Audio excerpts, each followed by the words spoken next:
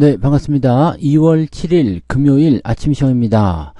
자, 다우지수는 마이너스 0.28이고요. 나스닥은 플러스 0.51, S&P 500은 플러스 0.36입니다. 자, 시장 포지션을 보게 되시면 일단 다우지수는 상승 출발한 이후에 하락세를 좀 키웠죠. 자, 뭔가 다우지수에게 불안한 요소가 있었다는 얘기가 되는 거고요. 나스닥 같은 경우는 상승 출발 이후에 들락날락하지만 상승을 계속 유지했었습니다. 그런데 이것도 15시가 좀 되기 전에 한 2시 반 그쯤 지점에서 크게 한번 내려왔죠. 급락을 했습니다. S&P 500도 마찬가지. 그리고 그것을 회복하는 모습에서 나스닥하고 S&P 500은 매우 빠른 속도로 회복이 되었고요. 다우지수는 회복이 안 됐습니다. 도대체 무슨 일이 있었는지 이런 것들 좀 살펴볼 필요가 있을 것 같죠. 자, 지금 아마존의 실적 얘기도 좀 있었고 도대체 무슨 일이 있었을까라는 식의 포지션들을 좀 살펴보도록 하겠습니다. 바로 뉴스로 알아보도록 하겠습니다. 자, 뉴스로 들어가 보면 일단 뉴욕 증시 기업 실적을 소화하며 혼조 마감했다. 그 다음에 이제 오늘 저녁에 나오는 게 이제 고용보고서예요. 이 부분들이 어떻게 나올 것인지 이게 봐야 되겠죠. 자, 지금 뉴욕 증시가 혼조세로 마감했다. 도널드 트럼프 미국 대통령의 관세 정책에 대한 우려가 다소 가라앉았다. 뭐 일단 나쁘지 않았는데, 그죠? 그런데 개별 기업의 실적을 소화하면서 시장은 뚜렷한 방향성을 찾지 못했다. 자, 역시 실적 발표가 문제가 좀 됐었던 것 같은 느낌이죠. 기술주 중심의 나스닥 지수는 어느 정도 올랐는데, 자, 일단 가장 중요한 게 반도체 기업 퀄컴이 3.7% 내렸다. 전날 시장 예상을 상회하는 지난해 4분기 실적 발표에도 올해 라이선스 매출 성장이 없을 것이라는 발표에 매도세가 몰렸다. ARM도 실적이 차익 실현 매물로 출회했다. 포드는 올해 어려운 실적 전망을 내놓으면서 급락했다. 필립 모리스는 기대를 웃도는 실적에 10%나 급등했다. 장이 어렵거나 경기가 어려울 때 이렇게 담배 회사들이 올라가는 경우가 좀 있어요. 자, 그러다 보니까 아무래도 이제 이 기업들 실적이 나왔을 때 차익 매도 또는 우려감 등등을 통해서 주가가 떨어졌을 때 그렇게 몰렸던 부분이 아닌가라고 판단해 볼 수 있겠죠. 자, 이날 장 마감 이후 실적 발표한 아마존은 정규장에서 1.13% 올랐다. 하지만 4분기 매출이 어쩌고저쩌고 해서 상회했어요. 실적은 일단 작년치보다 괜찮았어. 그런데 향후 실적 전망이 기대에 미치지 못하면서 시간의 거래에서 조금 하락세가 나타나죠. 처음에는 뭐 한 4% 이렇게 빠졌었는데 이게 1%대까지 다시 올라왔다가 지금은 2%대까지 다시 들어와 있다. 뭐 이렇게 되어 있네요. 들락날락하는 모습이다. 라고 보시면 되겠습니다. 약세입니다. 하락을 하고 있다는 얘기죠. 그래서 오늘 잠깐 화라락 떨어진 부분들은 기업들의 실적 발표가 나오면서 부담을 좀 줬다라고 볼 수 있는 내용이 좀 될 것 같습니다. 오늘 가격 움직임은 확실히 특이하게 느껴졌다. 이는 개별 회사의 펀더멘털에 투자자들이 집중하는 실적 시즌에서 흔히 볼 수 있는 일이다. 지금이 어닝 시즌이니까 당연하게 편안하게 늘 그랬듯이 이렇게 나타나는 일이다. 이런 식으로 얘기를 하고 있는 모습인 것 같아 보이죠? 주식 평가 가치가 높고 시장에서 가장 크고 중요한 회사들 중 상당수가 엇갈린 실적을 보고하고 있었다. 이런 얘기가 나와 있었고요. 자, 시장은 일단 트럼프의 관세 폭탄에 대한 우려감은 털어낸 것으로 보인다. 그러니까 이제 이 관세에 대한 부분들을 확실히 이제 얘네들이 인식을 하기 시작한 거죠. 제가 처음에 뭐라고 말씀드렸는지 기억나시죠? 관세에 대한 부분들은 경제적 이득을 얻기 위함이 아니라 무엇이라고 했죠? 정치적 입장을 굳건히 하기 위한 정치적 카드다라고 말씀드렸잖아요. 그런 부분들에 대한 것들을 이제 시장이 알아버린 거지. 야, 너 예전하고 좀 다르구나. 이런 이야기들. 그러니까 1차 때는 조금 다른 형식의 접근이었는데 지금 2차 때는 그냥 협상 카드다. 이런 식으로 얘기를 하고 있는 모습이죠. 자, 그 다음에 고용지표가 이제 어떻게 나왔느냐. 이거 실업수당 청구 건수인데 이게 조금 늘어났네요. 이것 때문에 다우지수 좀 밀렸겠군요. 왜냐면 고용이 좀 둔화되었다라고 볼 수 있죠. 실업자가 많아졌다는 얘기니까 고용이 좀 둔화되었다라는 식으로 얘기되는 모습이었고 지금 재무장관 스콧 베센트 미국 재무장관의 블룸버그 통신 인터뷰가 공개됐는데 강달러 정책이 유지되고 있다.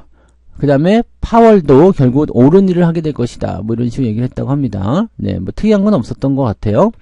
자, 고용지표는 일단 좋다 나쁘다를 판단할 수 있는 부분들은 어제 나온 거는 안 좋게 나왔어요. 그 다음에 이제 고용보고서, 이제 실업률이 얼마큼 나올 것이냐인데, 뭐 지난번하고 비슷한 수준으로 4.1%다라고 한다라면 금리를 낮출 수도 있고 올릴 수도 있고 잘 모른다는 얘기가 되는 거죠. 그래서 요거는 조금 살펴볼 필요는 있을 것 같습니다. 그래서 그런 정도 체크하셔야 될 것 같고, 이렇게 되면은 시장에 사실은 특별하게 움직일 만한 재료는 없었다라 볼 수 있겠죠. 되게 재미없었네요. 네, 기업 실적에 대한 내용만 좀 나와 있었다. 이렇게 보시면 될 것 같고요.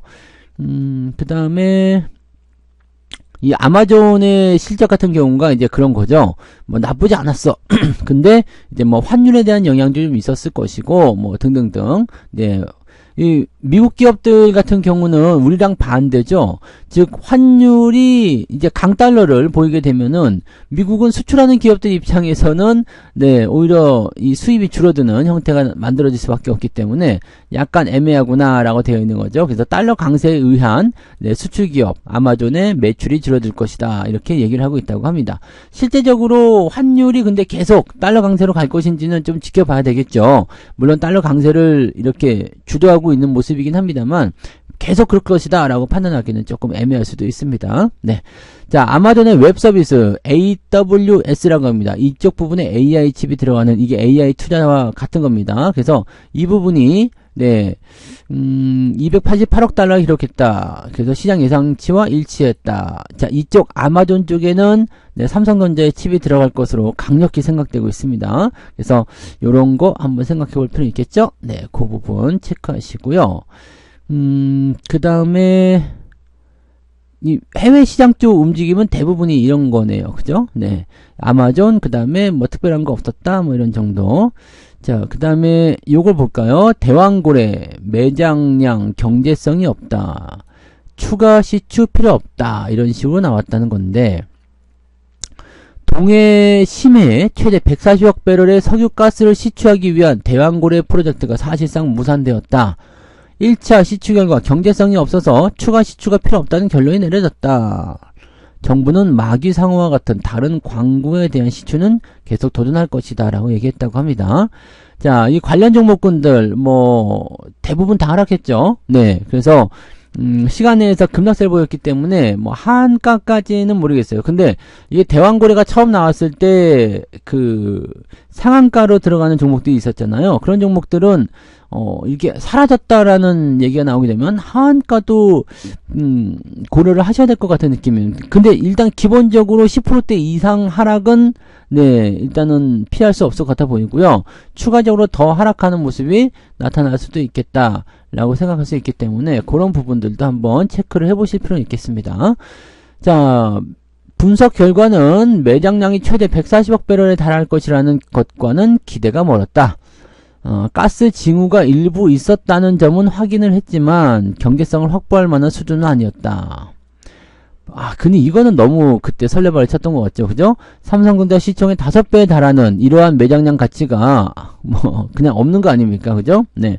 그래서 뭐 다른 걸로 더 하겠다라는 식으로 되어 있긴 한데 지금 보면 대왕고래 예산이 전액 삭감됐죠. 그 다음에 1차 시추도 실패로 돌아감에 따라서 추가적인 상황은 나오기 어려울 것이다 라고 이야기가 되는 부분입니다. 네, 그런 부분들이 현재 대왕고래 요쪽. 근데 관련주들 움직임이 굉장히 조금 네 부담스러워질 것 같다 생각이 좀 들어요. 그래서 이 대왕고래 같은 경우는 이제 시장 자체에도 충격을 줄 수 있는 내용이긴 한데 이게 워낙 이제 개별주 쪽으로 들어갈 수 있는 부분들이잖아요. 시총 자체가 크지 않은 기업들 위주로 진행이 됐었기 때문에 현재 상황에서는 대왕고래의 시추 실패가 시장의 주가 하락을 끌어내지 못할 거고 그 해당 섹터에 대한 종목들만 주가가 좀 내릴 것이다 라고 보시는 게 맞을 것 같아요. 그래서 관련 종목군들에 대한 부담감은 조금 있다라는 것을 참고하셔야 될 것 같고요.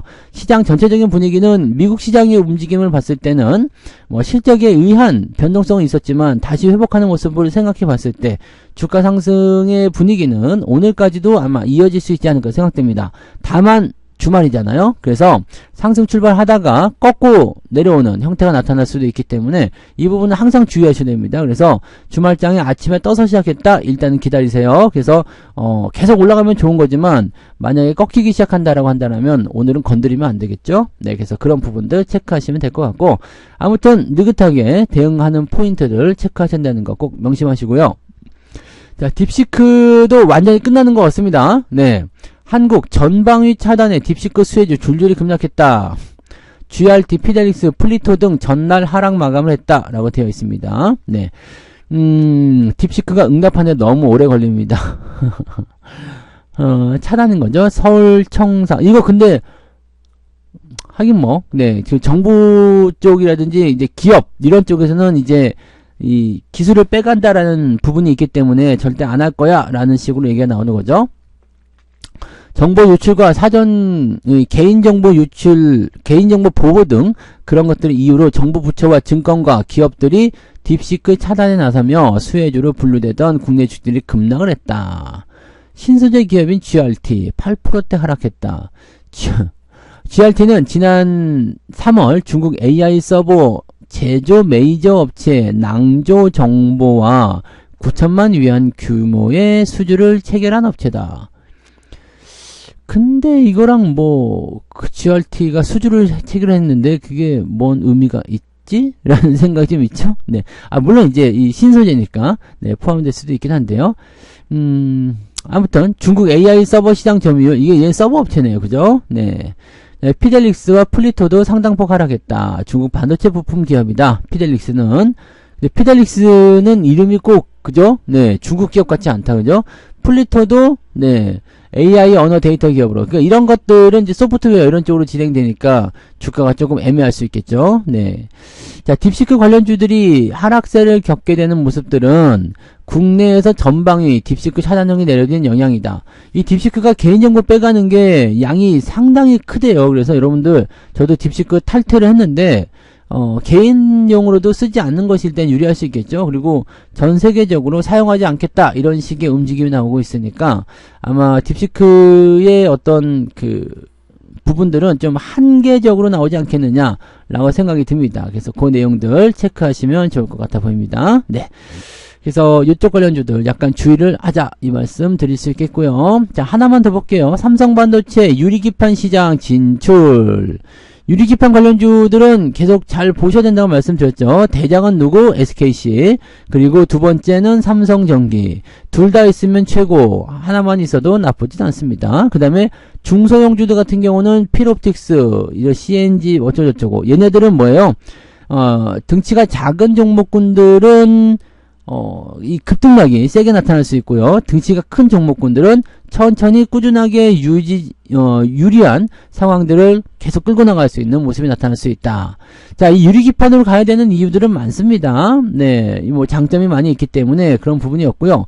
삼성전자도 일찌감치 한다고 하긴 했었습니다. 근데 일단은 삼성의 독자적인 공급망을 구축하면서 이제 우리도 유리기판 간다라는 식으로 얘기가 나오는 거죠. 유리기판이 만약에 진행이 돼서 성공적인 수율만 만들어낼 수 있다면 이거는 상당히 획기적인 부분에서의 내용이 나올 수 있어요. 더 뭐랄까 많은 층을 진행할 수 있고 변형이 없고 뭐 열이나 이런 거에 좀 강하다 뭐 등등등으로 얘기가 될 수 있는 내용이 되는 거죠. 네. 그런 형태라고 보시면 되고, 향후 AI의 데이터 처리량은 기하급수적으로 늘어날 거 전망되는데, 이러한 추세라면 2030년 이후부터 유기 소재 기판이 네, 이것을 하는데 감당하기 어려울 것이다. 그래서 지금은 이제 유리기판 이걸로 진행하는 부분이다 라고 보시면 되는 거죠. 자, 여기는 이제 장점도 있지만 뭐 단점도 있어요. 뭐 깨진다라든지 뭐 이런 것들에 대한 단점도 좀 있긴 있는데, 요거를 이제 잘만 진행하면 된다는 얘기죠. 그러면은, 네, 뭐, 열과 휘어짐에 매우 강하다. 그 다음에 얇게 만들 수 있죠. 얇게 만들면 불구하고 휘어지는 거나 이런 부분들이 없을 수 있어요. 종이장처럼 얇은 그런 기판들은 휘음이 있거나, 뭐, 이렇게, 탄력이 생길 수가 있는데, 유리기는 그런 게 없죠. 아무리 얇아도, 이거는 휘거나 그럴 필요가 없다는 얘기죠. 전기 신호 손실과 신호 전달 속도 측면에서도 훨씬 더 낫다. 그래서 이쪽으로 하면 좋은 거고요. 이 유리기판 시장 규모는 점점 더 커질 것이다. 라는 식으로 얘기가 될 수 있겠죠. 71억 달러 규모. 오, 대단하죠? 자, 84억 달러 규모로 확대될 전망이다. 라고 얘기를 하고 있으니까, 이런 부분도 한번씩 체크해 보실 필요가 있겠습니다. 자, 여기까지 읽어드렸고요. 뭐, 특이 상황은 없었어요. 미국 증시가 오히려 좀 심심하게 진행이 되면서, 다른 쪽들, 뭐 이제 주목을 해봐야 되는 종목군들이 조금 다르게 구분이 되는 그런 형태로 만들어졌다, 이렇게 판단하시면 될 것 같아 보입니다. 그죠? 그래서 그런 정도까지 보시고요. 오늘 가장 주의해야 되는 것은 시장이 상승할 수 있다. 그런데 이게 좀 약화되면서 주말 오후에 매도 물량이 나오게 되면 주가가 빠질 때 좀 안 좋게 생각될 수가 있거든요. 그래서 오늘은 아침에 시장 흐름, 시작점하고 그 다음에 그 이후에 10시 이후의 방향성까지 꼼꼼히 체크해 놓고 그 다음에 투자 결정을 하시는 것이 유리할 수 있겠다, 이렇게 보시면 되겠습니다. 네, 자, 오늘 뜨거운 불금 보내시기 위해서 증시가 빵빵 올라가길 기대해 봅니다. 오늘 좋은 하루 보내시기 바라고요. 저는 장중시황 때 다시 오겠습니다. 고맙습니다.